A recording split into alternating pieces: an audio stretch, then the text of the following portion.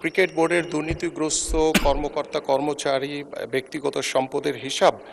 নেওয়ার কিছু ইস্যু আমার সামনে পরিলক্ষিত হয়েছে। যারা এই দলীয়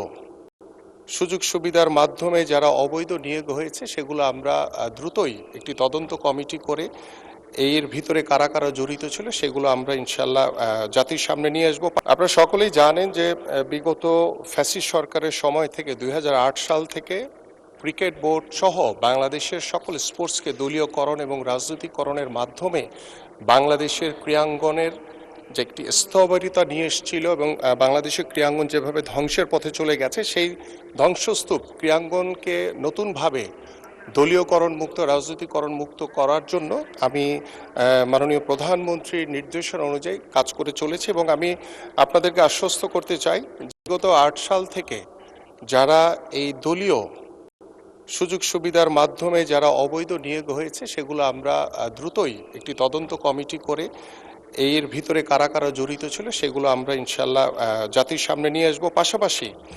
আপনারা শুনে খুব অবাক হবেন যে বাংলাদেশ ক্রিকেট বোর্ডের যে অর্থ কিংবা জনবল তারা বিগত সময়ে যে ভোটের অধিকার হরণের জন্য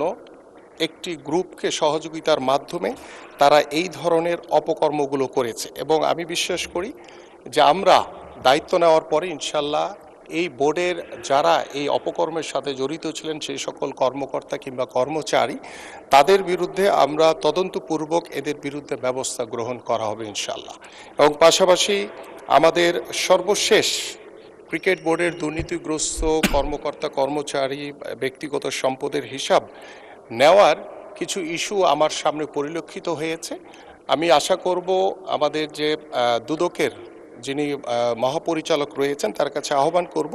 এ বিষয়ে কোনো তদন্ত কোনো কিছু থাকলে তিনি যাতে আমাদেরকে অবগত করেন এবং এগুলো যাতে জাতির সামনে উপস্থাপিত হয়।